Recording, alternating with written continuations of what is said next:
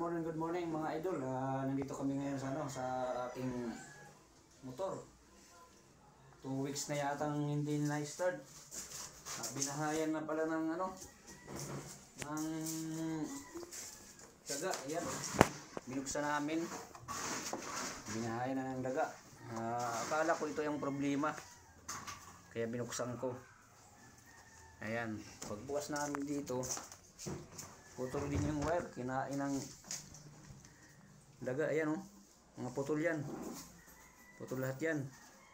Ngayon ko lang na vlog kasi naalala ko para ma-share ko naman sa inyo na kung sakaling magka-trouble kayo nandito. Putol yan, dalawa. Tapos pag in-start ko, yan, nagana. Yan. Ito. Pagyan mo ito. May ganyan siya pero walang push button yan. Wala yan. Yan. Nagana siya ng ganyan pero walang start. Nagluda na ako dito. Ayan. Sa stand na to. Kasi kadalasan talagang problema ng inbox ito. Pagbukas ko dito, may bahay na ng daga. Ayan ito putol to. Ayan putol yan. Pinahay na pa ng daga. Yung wire ng sensor ng stand, sa stand, putol. Ayan dilugsong ko na lang din. Tinisting ko lang. Ito pala talaga kadalasang problema pag may nagka-trouble kayo. Itong wire na to, tingnan nyo agad. Kasi binahayan ng daga 2 weeks yatang nakatambay ito, hindi ginagamit. Nagkaroon ng problema nadaling ko na sana sa mekaniko, naisip kong i-check itong sa loob muna.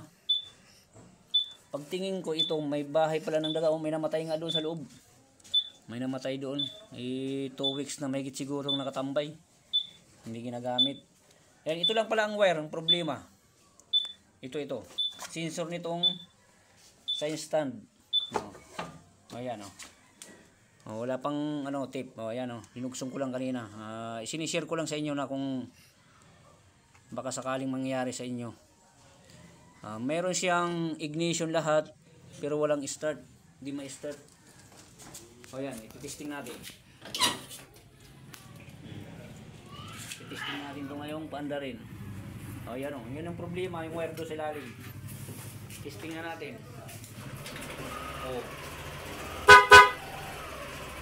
Ayan. Okay na, i-share ko lang yan yung wire doon sa baba.